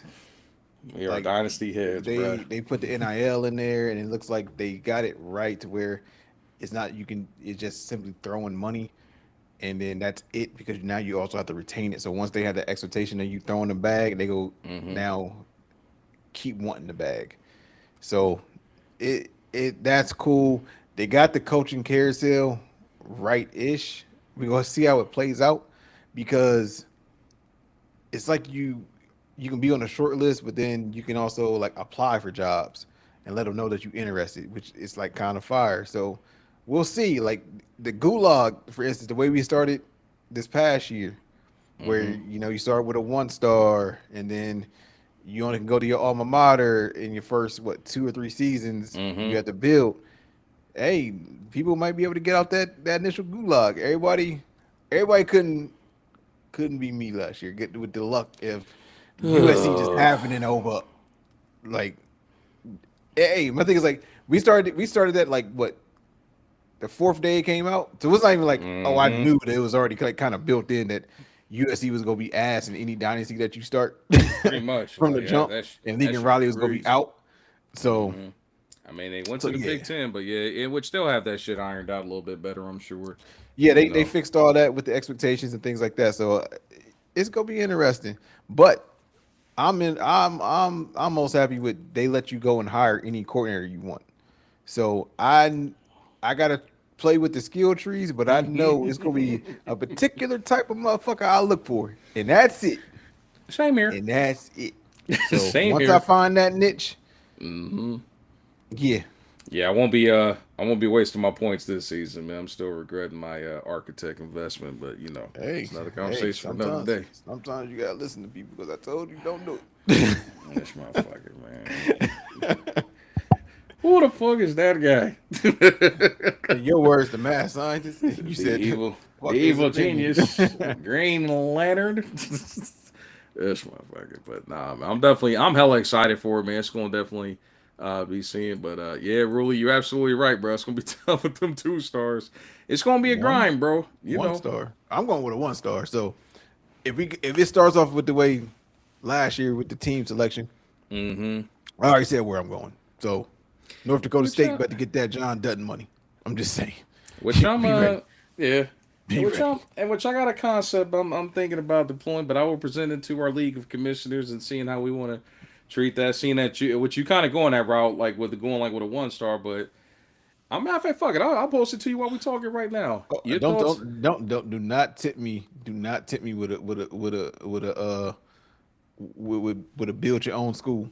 Like, Nah, cause nah, that nah, shit nah, go nah, nah, nah, nah, nah, nah, because the nah, fact nah. that you can actually edit it and build your stadium up now with I was like, that shit seemed lit too. Like, Oh, hey, I'm looking. Hey, I'm looking for it. If I get my chance to build up right down there in good old Athens, buddy. so But but nah, man. How you feeling? Like, 'cause I was thinking about this. Sacramento. No, you ain't going to damn money, Sacramento. not money, but Ruley. no, no, Ruley, you are Well, not going to fuck Sacramento. No, but you know what? whoever the prevent best shit. 1 star is, that's where you need to fucking go. I I don't was care if just they're gonna, 84 overall. Go, fucking go. I was Like, just going to say this though. So like, and not necessarily saying that we need balance, but what's your thoughts, Zayo, if we went to a system where like based on like your success and shit, like like obviously like with the OG, we gonna do it the way we do it. Like whoever had the most amount of wins or chips, you get first grabs at your teams and shit. But what if we invert that in the gulag? Whoever did the worst gets a shot at getting a slightly better team, like a 1.5 or 2 star, and then whoever, you know, like that's cool, but my issue, my only issue is I'm not in the gulag. I'm not going with the best team in that 1 star. So right. I just know who I want. Mm-hmm. I just want to go with a new blood that's new to the college now, and I want to build that program up. So like if we did Yeah. it, it's fine. I'll be Mm-hmm. salty if someone picked North Dakota State. I ain't gonna lie. But there is you Sac really, State. yeah. But I could build either one of them. But I'm looking to build in the gulag. Like you see how I kind of jump back with BYU in the gulag late. So I'm like, I kind of want to get it out the mud with somebody. Got So you. I hey, got so you. in the words of Dion, and when I do that, y'all better get me now, my boy, because we coming. We coming. You better give me that while I'm down. No, I'm definitely I'm hella psyched to like look at see what's gonna happen with it. But yeah, we about to have some fun, man. We about to do what we do. I know July gonna be a lit month. As far as that goes with the dynasties kicking back up. I just hope that they got these rosters a little bit more finalized, so we don't have to do no more reboots and shit. But I say whatever happens with our gulag, hey, that we just gonna roll with it, bro. Like whatever rosters we get is what we gonna roll because our league moves fast enough to outpace that shit anyway. So Yeah, but we don't gotta do the reset like we did last year. We ain't gotta do that. definitely got to do that. So now I'm looking forward to it, man. But what I'm most stoked about is like the ways that we can get ready to like tailor like these teams to like play the way that we want to play with the macros as we was like kind of talking about in the pre games and the adjustments that's coming and shit, man. Like I'm hella stoked, bro. I'm hella stoked about it. You know what I'm saying? It's just gonna be. It's Dynasty Mode's about to be real, man. Like if y'all follow, if y'all, well, at least some of y'all know us pretty well and know like what we do when it comes to that, man. The challenge is open, man. If you want to like test your wits and and join us, man, or see if you can take over or dethrone it, man. The invitation is out there for you to join our OG Dynasty League and see what you can do. All we ask is there will be I, some. I got one, but I'm telling you now. If I invite this nigga, I already know what you're talking about. everybody's gonna be fucking pissed. I I'm telling already you know what now. you talk. I already know what you're talking I'm about. telling you now. He Everybody gonna be fucking pissed. yeah. I already know. I already know who you're talking about. You know, and then at that rate, you have to be the hero that Gotham needs. Like I can play with him.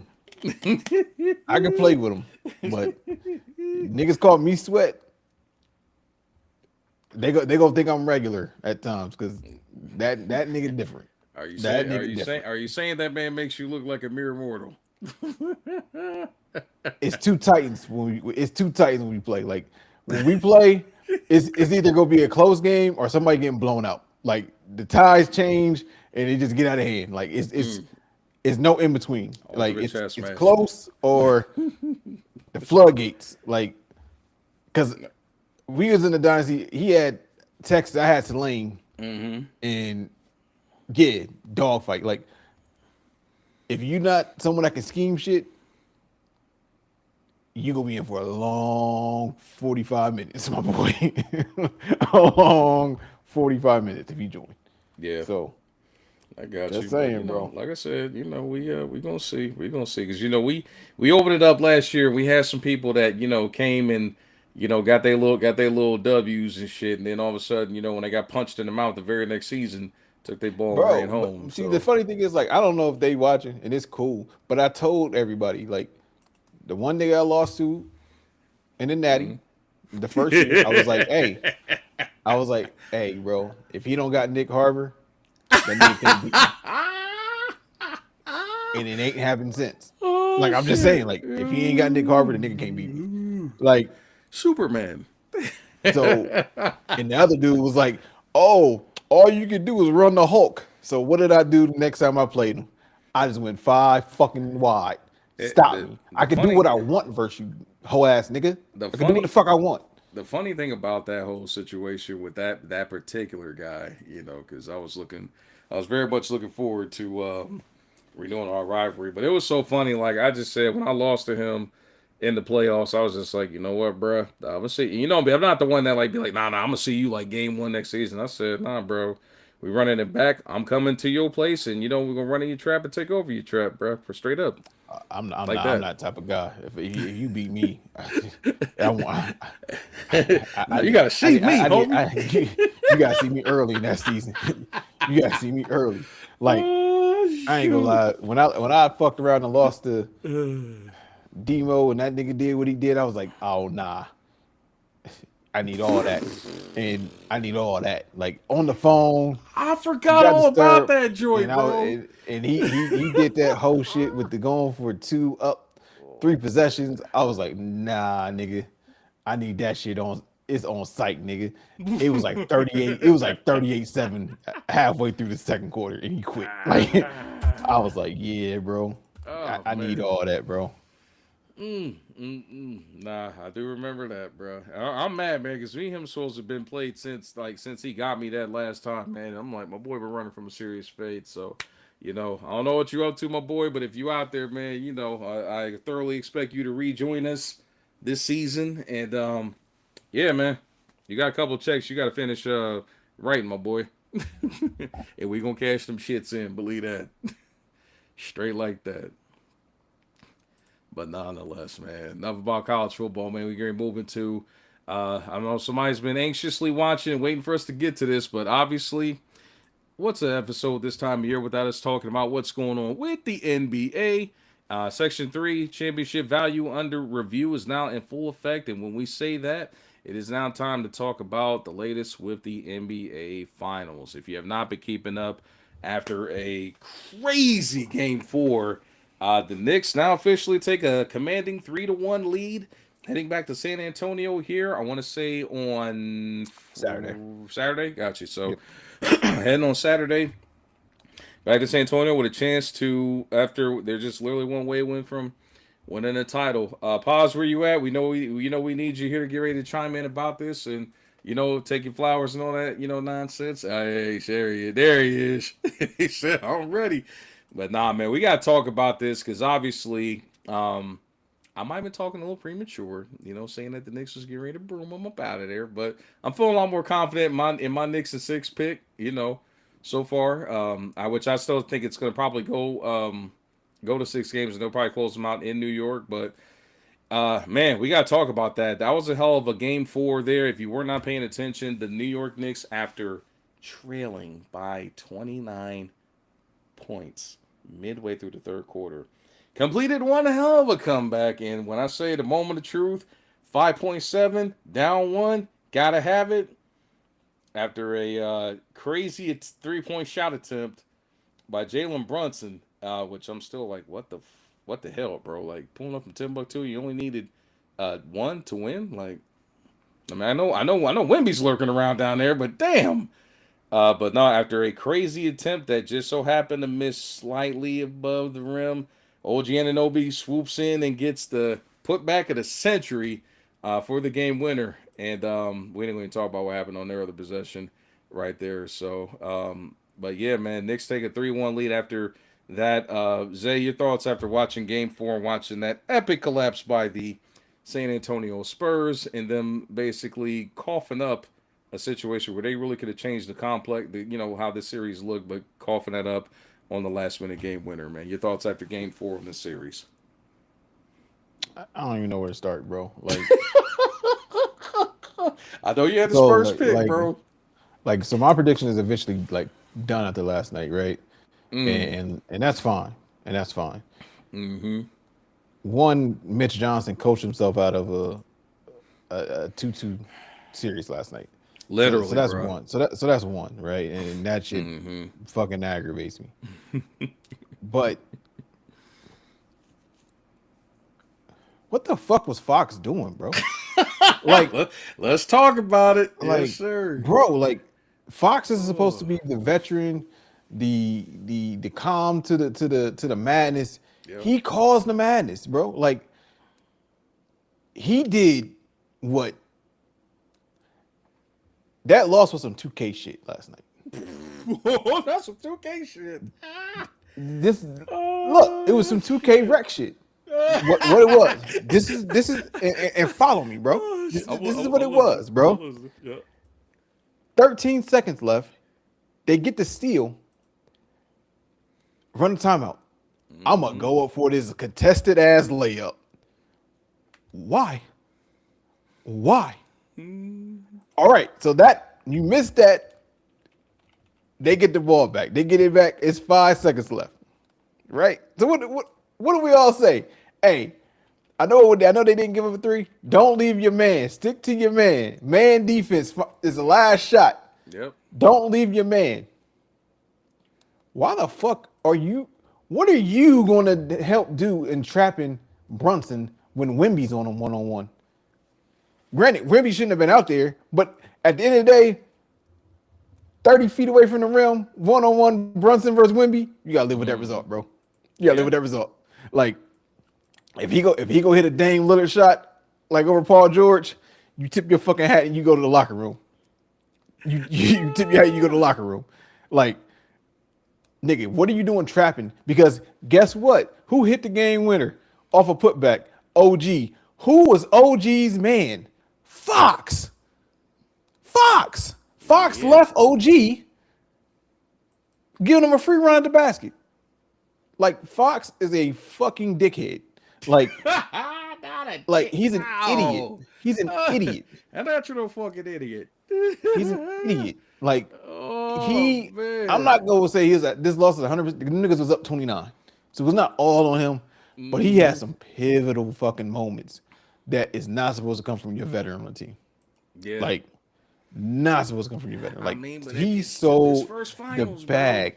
Bro. Yeah. So yeah. He said Fox is getting the ring at the last night. Exactly. Crazy. Because the thing is like this though.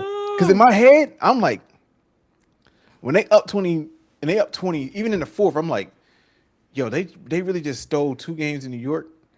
I don't know how New York recovers from this. They just took all the win out they sell. And even after that, I'm like, This series is 3-1, Mm-hmm. and this easily should have been 3-1 the other way. It's only been one game this series that I walked away like the Knicks was the better team tonight, and that was game one. Mm-hmm. They blew game two, and they blew game four. Like this could easily be a 3-1 Spurs. Like 3-1. It's like y'all didn't learn from your fucking mistakes after game two. Like you live and you learn. Like nigga, don't take a year or two to fucking address it. Like fix it now on the fly. Like what are y'all? What is you doing? Like What did you and do, I'm like, my boy? I'm like Jesus, bro. Like Oh man. what is going on, bro? I always say shout out to one of my closest friends, man. Me and him. My boy Real, we had one of the funniest inside jokes ever, man, going back to a that money. You might even see this back in the day, Zip, where Chris Berman used to call like, highlights for Monday Night Football, man. But he went on a rant, bro, and said like Jesus Christ so many damn times, like in one clip. But bro, he said he was like, I can't believe what I just saw. Jesus. I couldn't either. My niggas like, I was in one of my group texts. I was like, yeah, these niggas about to blow it, bro. Like, they about to, like, and the thing is like, I ain't gonna lie, like, he not a Knicks fan, attorney. I mean, it's that group chat. He not a Knicks fan, but he been in there, bing bong, bing. I'm like, bro, you're not a Knicks fan. Stop. So when they went up, look, this is the crazy part. When they went up 29, I put that Wimby gif of him doing this shit. Yeah. And this nigga responded, was like, bro, just remember, because he a Cavs fan. He was like, I was up big time too, and I was celebrating, and that shit ain't end well for me. And that nigga didn't respond the rest of the night. that's how he left the chat. Oh no. We don't throw rocks and hide our hands around here, brother. No. And sure enough, they blew that 29-point lead, bro. Man, I'm like, you don't do it's that, fucking ridiculous. Brother. Oh, so ridiculous. But for our boy De'Aaron Fox, man, we're gonna pour one out for him and that shit last night because he deserves a nomination for something that should have been enforced on 2K Hey, a while back. social media been going crazy. I see like, hey, they've been talking about this nigga Terry Rozier. This nigga need to be investigated. Like it's been like that, bro. Like some of his shit is so bad, bro. It's ridiculous. Hey, I'm gonna do you one better, brother. My man deserves a first team nomination for all team fire sale, my guy.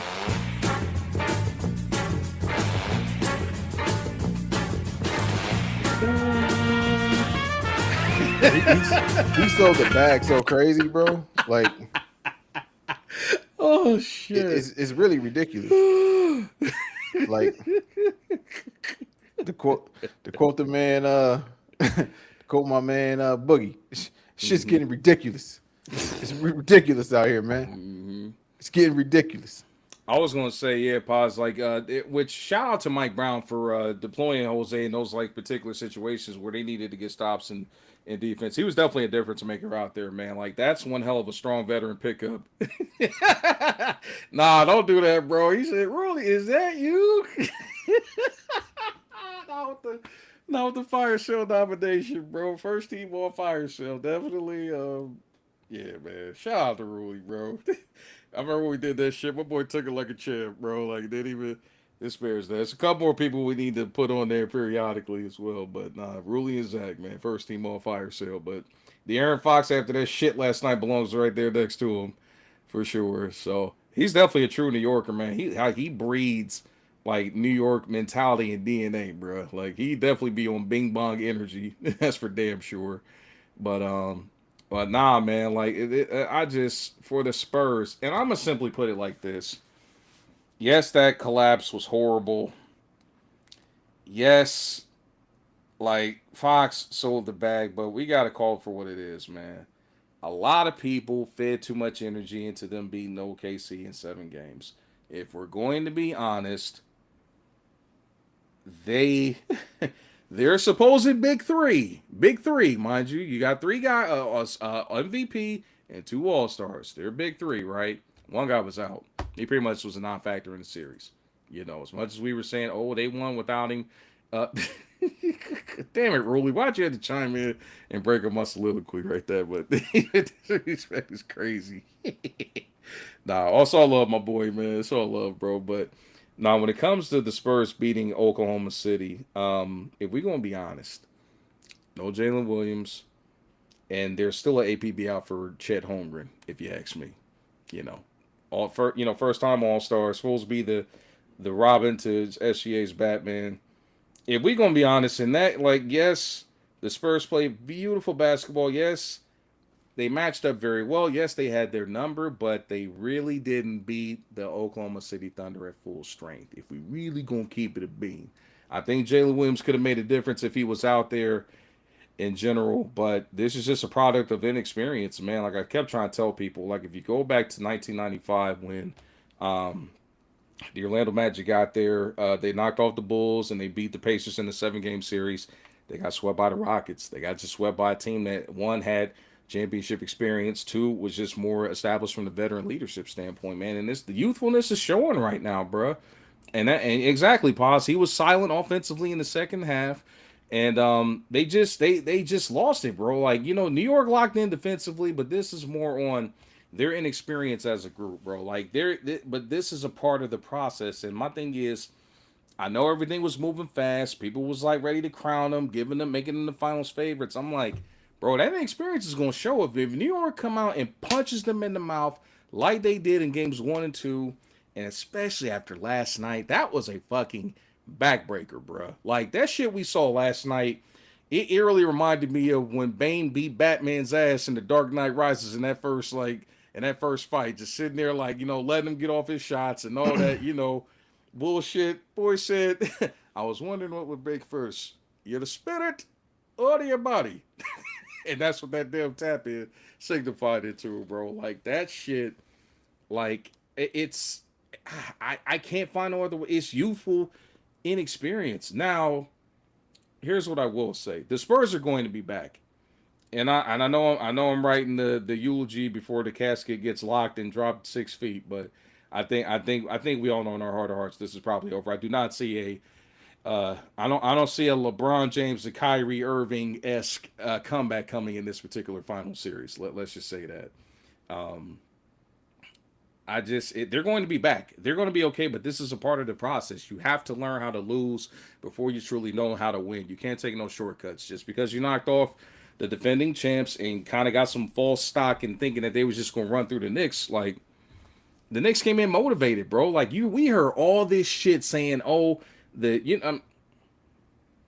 even to our defense, because we also was like feeding into that shit saying that the real NBA Finals was the Western Conference Finals, because we really just didn't have much faith in the Knicks. But like I said before, I was like, bro, I'm not. New York has still like swept 2 teams back to back and won 12. Well, they eventually turned a 10 straight into 12 straight dubs, but they've been kicking ass and taking names, bro. You can't take nothing away from them young boys, dude. Them cats, bro. Like it is a game of runs. Pause. I agree with you 100%. And it's just youthful. Like they're going to be okay. Their time is just not right now, bro. It just ain't gonna happen right now. And Dylan Harper definitely has got hella potential, bro, to be up there in the next 5 years, bro. Like that dude, he's ahead of schedule if you ask me as far as development goes. But and that this is good NBA pedigree, bro. I'm not saying he's Steph Curry 2.0, but he's going to have that kind of a jump that Curry did, being the son of like a former NBA player who was not a legend. Ron Harper, granted, he played with some legends and he had a little hot 16 moment, and he's the better of the two sons. But his time is coming, bro. Like it's still a lot of youthful exuberance, man, and this is going to mold them to become like better, in the long run for it. This is all a part of it. But the Knicks, man, they're just a tough built unit, like across the board, bro. But they're officially 1 win away from a championship. But here's the real question, because obviously we got Game 5 coming up here pretty soon this upcoming weekend. Exactly, boss. He does not play like a rookie. He definitely he plays like I mean, again, that's just NBA pedigree, bro. Like, and having the right kind of pedigree, not like these insurmountable, fatherly expectations. Like the projection, I'm not trying to compare them in any way, shape, or form. The kind of pressure that Bronny James is under versus Dylan Harper is like 2 different worlds. in realms as far as like being allowed to grow without the unnecessary spotlight and pressure on them in general, you know. But here's the real question though. We got game 5 coming up here. Do we think there's a chance that the Spurs can force a return to New York for a game 6, or do we think they go home and stay home after heading into game 5? Do we think they are officially cooked? I think it goes back to New York. I think it goes back to New York. But that makes it scary. I'm not saying they can complete 3 games in a row. I'm not about to say that. But I think a few things we need some come to the Jesus moments with the Spurs. So it's 2 things that's become apparent. Okay. Yep. Fox, you got to be relegated to the bench. He has to. And I'm not even talking about because of the bad play.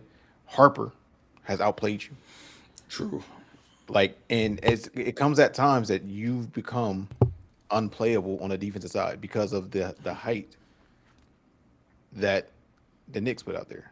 Right. Besides when like Alvarado was out there, and then he's not strong enough for Brunson. So that's also playing into this.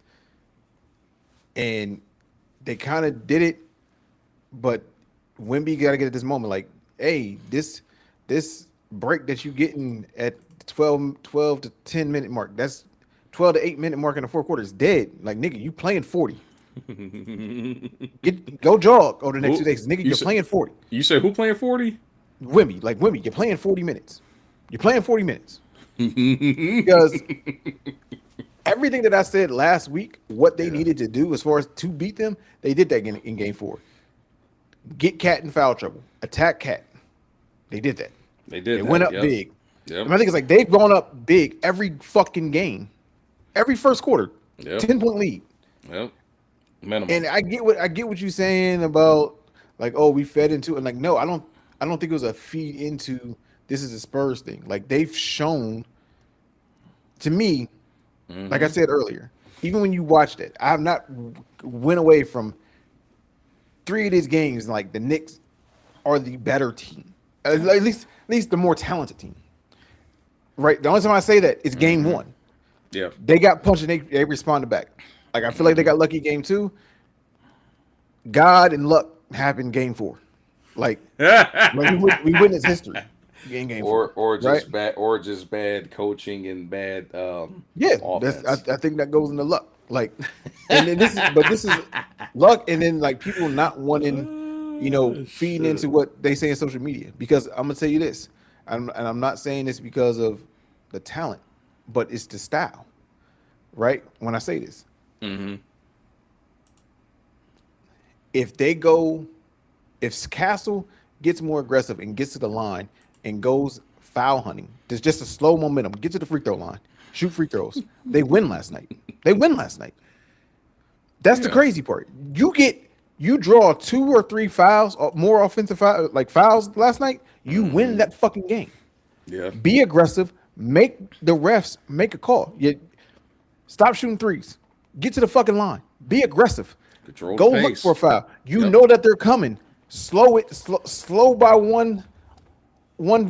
Get into it. Because that's what Brunson does. When Brunson's shot isn't going, he'll do that. He'll change his speed mid. He get you in the air. In. And he just happens to be strong enough to get a fucking and one off of it. But that's what he does. Like, that's what Brunson does. Bro. Yeah. Like, Yep. Like I said, even last night, I didn't walk away. I was like, damn, the Knicks is a better team. They have more heart. They have more heart. Yeah. And I'm not talking about Josh, but yeah, they had more heart. And that showed last night. Yeah, but man. yeah, bro, like Pa says the refs will be giving him every call, man. I wouldn't say they get every call. I wouldn't say every call. Like I just think that's the New York bias in you. Like y'all got y'all's ass whooped for 3.5 quarters. We're keeping it Really beat. 2.5. Yeah. Nah, because it was 20 and it was 29, It was 29 at the end in of the 3. third. Yep. Okay. At the end of 3, and they thought got it. It's still 20 something. No, it's 24, I think, or 21 going into So the 4th. they cut it down. Yeah. but like, yeah, I'm like, nigga, it's Shout out to like Big Perk for sure. I don't get it, bro. Like I still don't get Brunson's game, bro.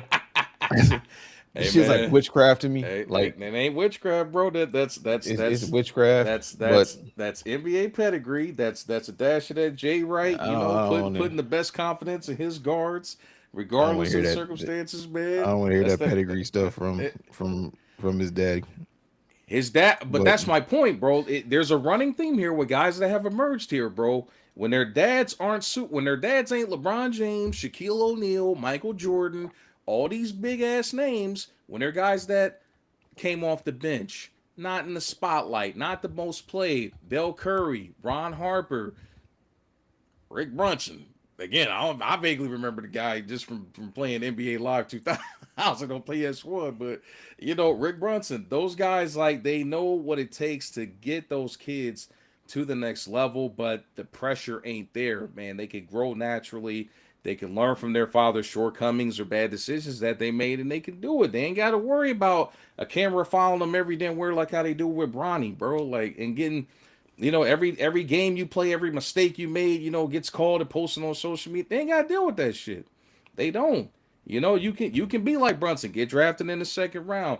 You can be like Curry, have a crazy college career, somehow get drafted ninth in that class, and Ricky Rubio and Johnny Flynn both going ahead of you, which is still fucking crazy to this day that happened. But and in the case of Dylan Harper, hell, he ain't even got his dad's like full surname, bro. But he's the better of the two so far. You know what I'm saying? Like, it's different, bro. Like, it's different when you got that NBA pedigree, and I can even throw a Jabari Smith in there too. I mean, granted, I would say his dad was a certified role player, and he's doing okay in the league. I still don't know if he was worthy of a top 3 pick from what I've seen so far, but some of these guys are panning out, man. And dare I not say Patrick Ewing, son, man, that guy got knows how many fucking chances in the league and couldn't pan out. But it just seems to be a correlation. Like, if their dad was a star, like, at some point in time, they don't pan out. Like Glenn Rice is a son, and Glenn Robinson the third. There's just a lot of guys that if their dad was like a star player, man, it's like big. It's like higher expectations or some shit, bro. It seemed like, but if their dad was like, come off the bench, role player, it seemed like it's just a different scenario there. But I think personally that the Spurs have a shot at forcing a game 6 and returning to New York. I just don't know if it's gonna happen, bro. Like, that game last night was one hell of a fucking backbreaker, bro. Like, it is hard psychologically as a youthful group to be able to get back to get that kind of a like confidence back up to do that, bro, because they had it, man. Like, you don't lose that big of a lead without that having some sort of like psychological impacts, bro.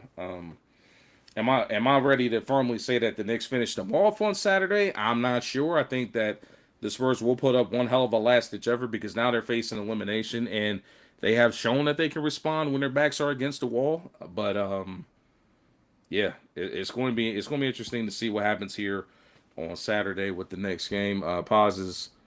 So let me see what we got here. You say officially.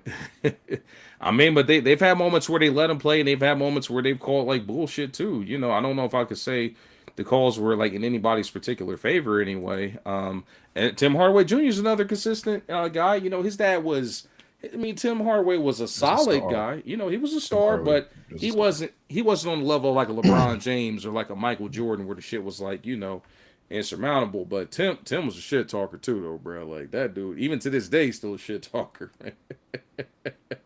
like Jalen Brunson plays like I can see like Tim Hardaway like running a pickup at a old heads league right now at the Y. Like, that's how he be playing. But yeah, it's gonna be a good game, bro. Like, it's gonna be a good game. San Antonio's gonna give their guys energy, man, and I think they're gonna be motivated to give their team their home crowd a W before they pack it up. But if I'm New York, do not let these kids get no sense, form, shape of confidence at all whatsoever. You got your foot on the dog's neck, you got to snap it. Do not even bank on coming back to New York, bro. Like, period. Because you never know when the president's going to decide to show up and steal the spotlight and cause a bunch of bullshit, as far as that goes, 'cause I swear I think that factored into this not being a sweep as well. You know, he was the first sitting U.S. president to attend an NBA Finals game. Fucking bullshit, bro. Like, Who cares? exactly. Like, fucking disgusting. But it's gonna be interesting to see, man. But yeah, Game 5's coming up this upcoming Saturday back in San Antonio. We will see if the Knicks will finish the damn job, as I like to say, or if San Antonio lives to fight another day. I think they live to fight another day. I think we for sure get to Game 6. If we get to Game 6, Brunson better do what he got to do. Don't let it get to 7. I will Don't say, let it get to 7. yeah, one, you don't want to let it get to 7, and two, he's got to take better shots, bro. Like, you know, he's got to get those other, keep getting that moving the ball around and getting those guys. The one thing I will say is this though, like I have San Antonio winning. Okay, Yeah. I have them winning. I'm going to state that now. I'm not going to switch up on that. Okay. Adam needs to say that now. I got them winning Game 5, San Okay. Antonio. I got them winning just because I feel they're the more talented team, and I feel like in San Antonio that they're going to win Game 5. But I can't ignore the fact of what the fuck the Knicks been doing in closeout games. So they haven't won closeout games. They have stomped on the opposing team in closeout games. Like, not fucking close. Like, they almost had Atlanta by 50 at one point in time. Like, they stomped. I mean, like 50 within the first quarter and a half. I Like, remember, hey, we was recording when that happened. I remember that, bro. it was like 60-20 or 60-18. I'm like, what the fuck is going on, bro? Like, hey, them boys said, can't Kudo 3, can't Kudo me. like 1, 2, 3. So we'll see. Like, they know how to wake up for a closeout, Yeah. but they also ain't played a defender like Wemby in a closeout. And San Antonio is go be rocking tomorrow. Yep. Because they gotta be if they want to try and fight back. Like, it's gonna be rocking. The Knicks is gonna travel as well. It's gonna be a crazy atmosphere. I got San Antonio winning another close game. Actually, yeah, I'm gonna say close. I'm gonna say they close out a game finally. They close out a game finally. Okay. Yeah, but the Knicks better close out in Game 6. Because if that was to happen and they would somehow able to force it Game 7, they play completely free. San Antonio, all pressure is on New York at that point. Oh, the pressure's definitely on New York, because now you start the ghost of Golden State's past start coming into the question. You know, could they be the second team to lose a 3-1 lead? And I will say, for the city of New York, y'all can't afford that shit, bro. Like, oh nah, they gonna burn that motherfucker down. y'all can't afford that shit to happen, bro. Like, no, they gonna close. They gonna burn that motherfucker down. Boy, hey, I hear you, Posh. I hear you, bro. They need to close them out, but like, hey, y'all got 2 cracks to get the damn job done. I do not want to be recording this episode next week and be talking about preview of Game 7, brother. I don't want to do that. I want us to be able to move on and get ready, possibly start talking about some baseball, some other shit. If I'm not mistaken, will they play on Thursday? They will play. The Game 5 is Saturday. Game 6 is Tuesday. Game 7 is on Friday night. Friday night. Crazy. In San Antonio. And they already scheduled for prime time at 8:30. Oh, yeah, I know the city went berserk, bro. I saw the highlights, bro. That fucking... Like, I'm glad, like, now that Donnie's out the fucking way, man, they allowing them to do, like, the watch parties and shit, like, outside the arena and shit, and you know what I mean? Like, they can do what they supposed to do, bro. Like, I really fucking hate, like, how he stole the spotlight coming into Game 3. So, he said you might not... I mean, it goes to 7. I mean, hey, bro, we'll be on Thursday. We'll preview it. You know, I'll have the outline and shit ready to go. Nah. If you go to 7, you definitely got to pull up that night before. I might get you on the pod. Shit, fuck it. Resident Knicks fan. Get you on the pod. Hey, prostrate. I'm jumping off a cliff with no parachute. I'm dead, bro.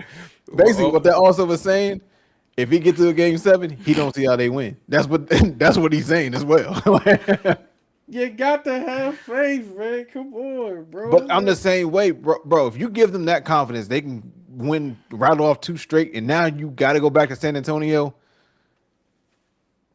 on a Friday night. All pressure on you. Friday night at 8, and I will Like, not be late. Nigga. Chicken wings go be on deck, goddamn. Oh man, bro. Shit, matter of fact, I might have to cook some that night because I ain't put my faith in relying on Wingstop that night, buddy. Like, I'm about to buy all my sauces in advance and put my air fryer to work, brother. Because, yeah, man, shit gonna be lit, bro. But hopefully it doesn't come to that, man. Then I could work on a different outline. I can actually get my outline done days in advance and get back to my regularly scheduled instead of waiting to edit this shit until the day of the damn podcast. But need New York to finish this shit off, man, so I can get this outline ready on Monday. You know what I mean? Talking about you go jump off a cliff. He go stand on his tub and jump off and sprain his ankle. Oh, as long as you don't pull a damn Trevor from Fair and Spence. Will you, man? Was that supposed to happen? Type shit. Nah, bro. The Knicks, you can't let the Knicks affect you like to that degree, my brother. Hey, if it get to a game 6 and I'm gonna call you, I'm gonna have to do a check. Do a wellness check. Hey, chill, bro. On a serious tip though. Nah, like, man. I get him. I get him. Like, I get what he's saying because I was like that when the Bengals was in the bowl because I feel like we still should have beat the Rams, but. Thanks, guys. Thanks for not doing it. But got the motherfucker. But like, yeah, I'm gonna have to check on my boy if it come to that. Like, we definitely gonna do a clan wellness check for sure, bro. You know, group FaceTime. Right. Well, you know me. I'm team manager, so I might have to put that shit on like Discord or some send shit. you the link. Send you the link, my boy. FaceTime got the link. I'll send you the link, my boy. That's fair. That's fair. Oh shit! It's gonna be interesting, man. Can't wait for Saturday to get here, man. But on that note, y'all, we have reached the end of the line. It is officially grand close the time for us to get ready to get out here and go pay these bills. We appreciate the love and support, everybody chiming in and feeding into the chat and providing that energy, man, and the takes and all that. Shout out to Paz, man. It's been his season, man. I hope your Knicks finish the damn job. And again, I ain't got to come back here on some nonsense. So. But yeah, he said the heartbreak with them sports fan. I hear you, brother. I hear you, man. You gotta be like me, man. You gotta have a team in every part of the country, man. You know, San Francisco 49ers, Orlando Magic, Villanova Wildcats, and the Ohio State Buckeyes. Hey, I'm gonna tell you this because I can speak. You can speak that the highs when you got a high and it's successful. It's a great feeling. I've been able to experience it twice within the last 3 years, so. It's a great fucking feeling. It is. Those two coming from my Michigan boys, football and basketball. So I get it. Yeah. And the lows is lows. I experienced that within the last 6 years too with the Bengals. So I've experienced that too. Hey man, obviously my frustration with my Lakers because I'm a Laker fan, not just a Bron fan. I'm a Laker fan. No doubt. So I hear you. I hear you. And you a Knicks fan, meaning Yankee fan too, so I understand that too. So I feel you. Zero sympathy for the Yankees.